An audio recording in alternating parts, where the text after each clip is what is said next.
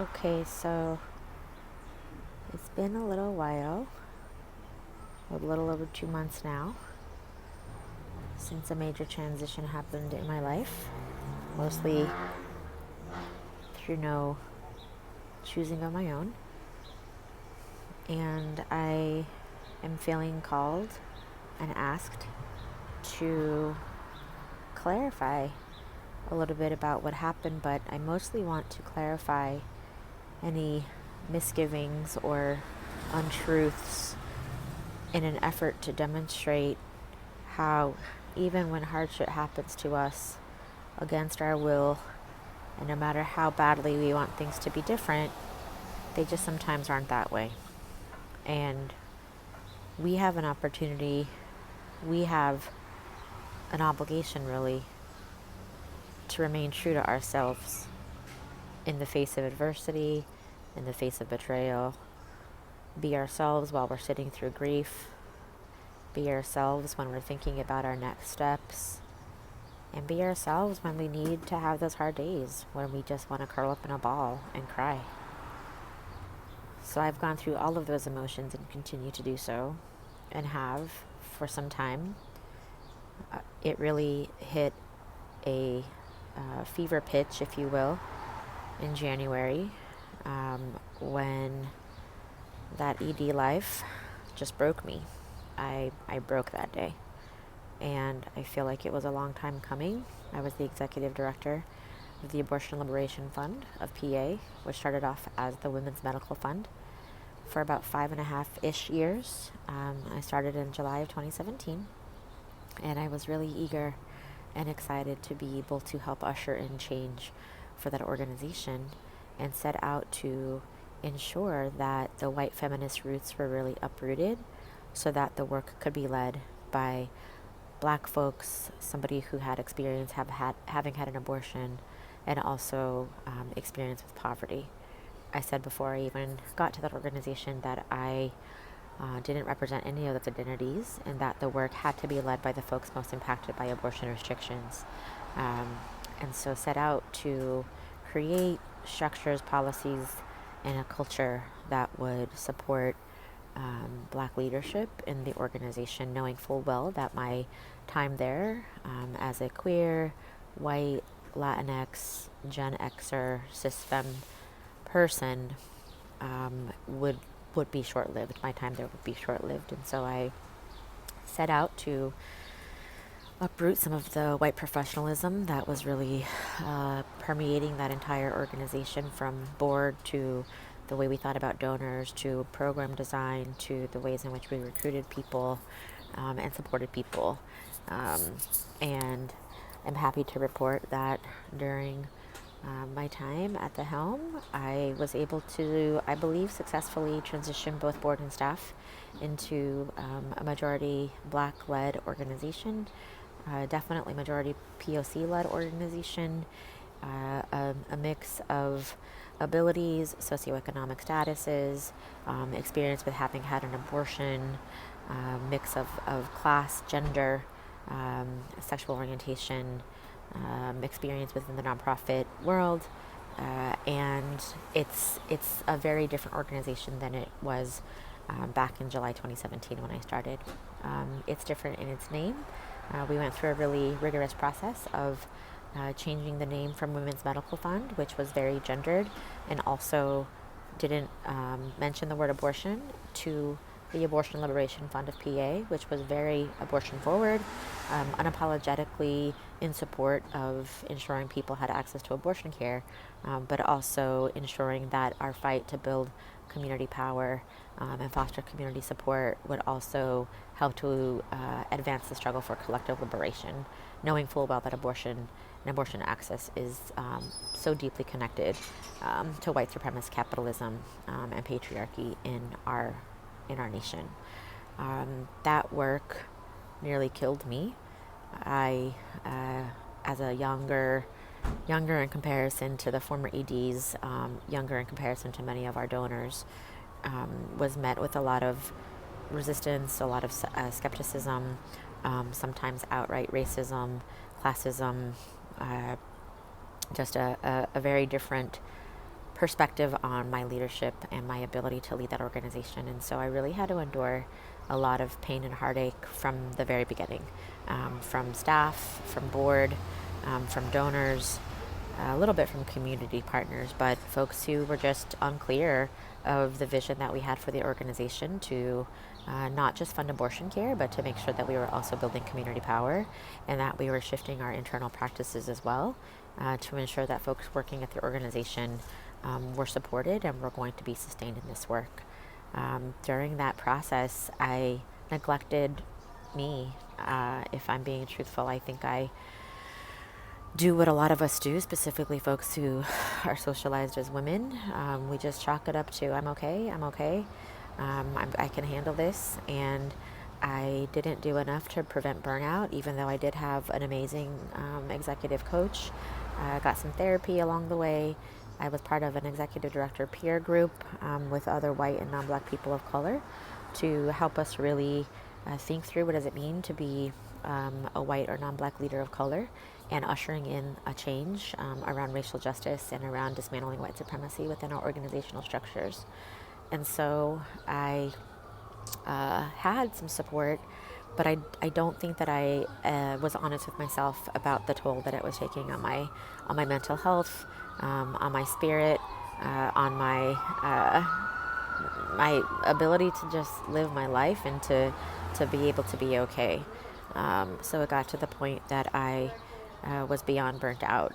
I was not able to sleep at night. I was having anxiety attacks. I was really not well and had recognized since last July that I needed to start thinking about succession planning and transitioning out, which I did share with my two co-chairs at the time, one of them of which was supposed to help me think through a succession plan.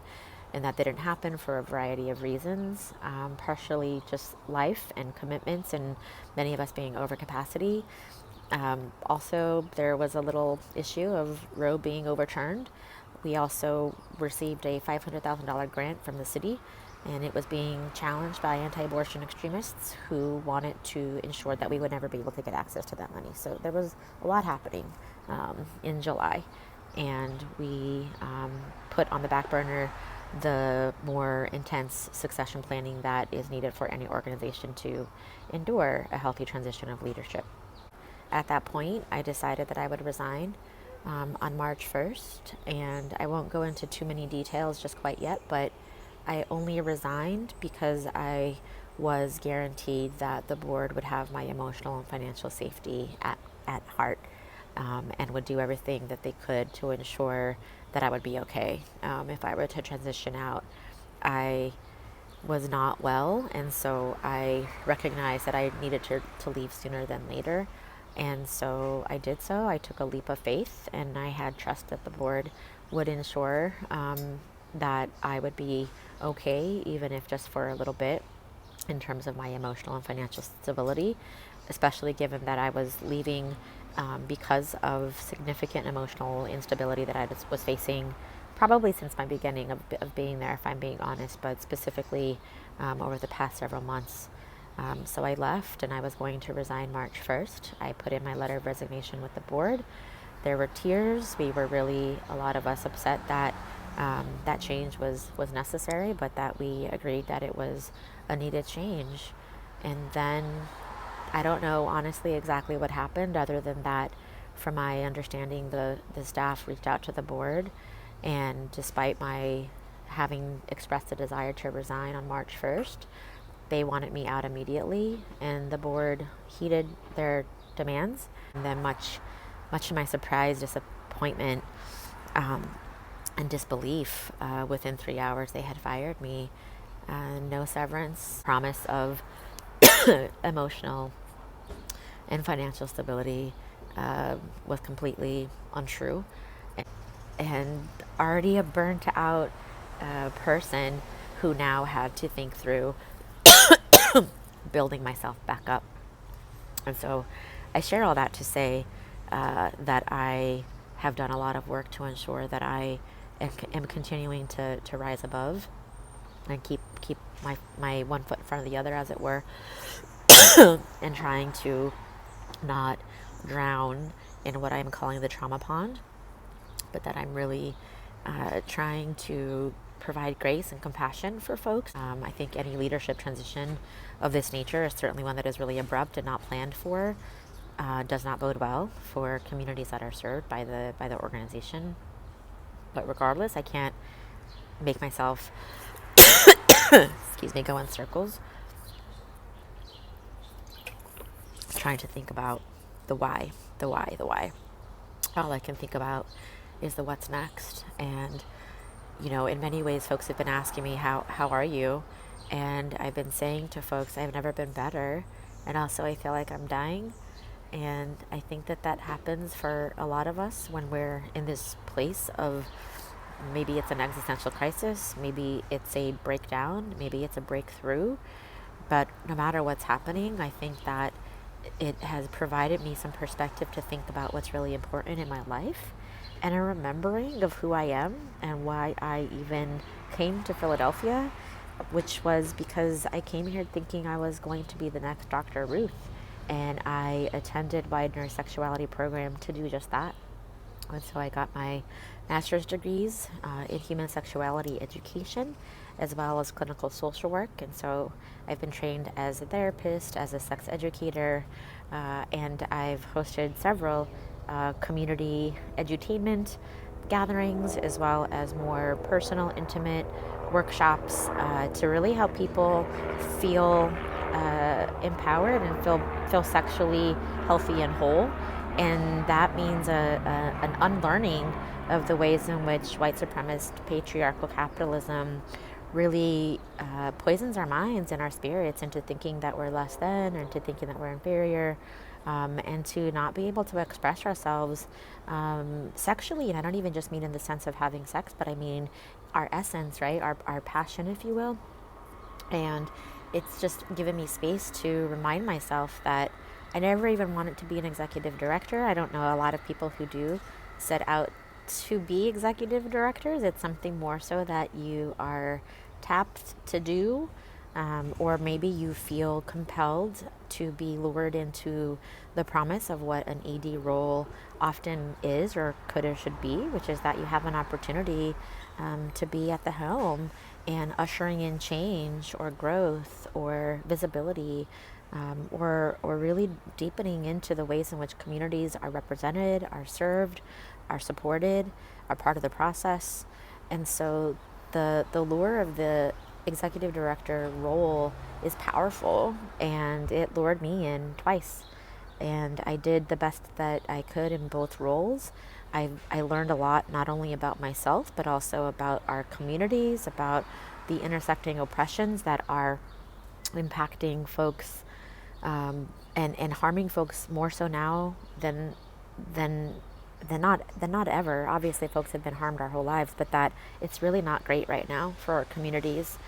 Philadelphia in particular is going through an identity crisis of sorts, where a lot of nonprofits are being called to account for what are you doing, what are we doing. And I have to put myself within that category, having been part of the nonprofit industrial complex in Philadelphia since the early 2000s, right? So for 20 some years, I've had an opportunity to look closely internally, both as an executive director, as a manager, but also as a board member at nonprofits, and just feeling like we're not doing enough.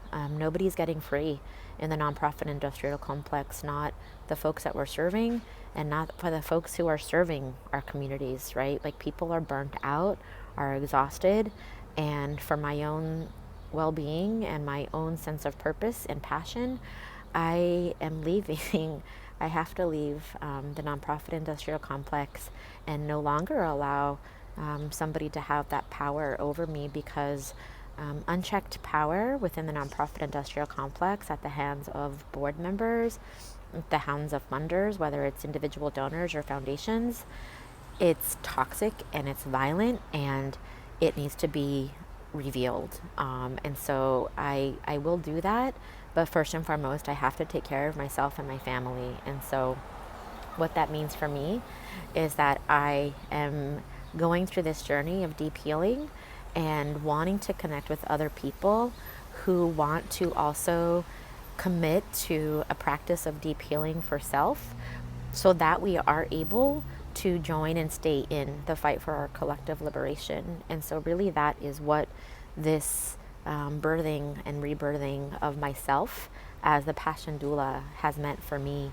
It's an opportunity to really dive deep into thinking about what is it, like what is the spark within me that has been there since before people taught me that I'm inferior, and then how do I tap into that spark, and how do I keep it moving in such a way that I'm able to light others up around me and help them understand their passion, you know, whether it's growing within their career, whether it's remembering who the F we are, whether it's finding passion and keeping the spark going in a relationship, or whether it's doing something very risky, you know, like, do you want to be a baker, but you feel like you can only work a 9 to 5 because of fear and because of the real need to have money? Like, let's explore that together. And so I'm proudly calling myself the Passion Doula and utilizing what I've learned to help others prevent burnout and to keep the passion aflame. So I hope that you have some clarity now with this long-winded rant that I may or may not post. We will see. But it felt good to at least share it with you. And I know folks who are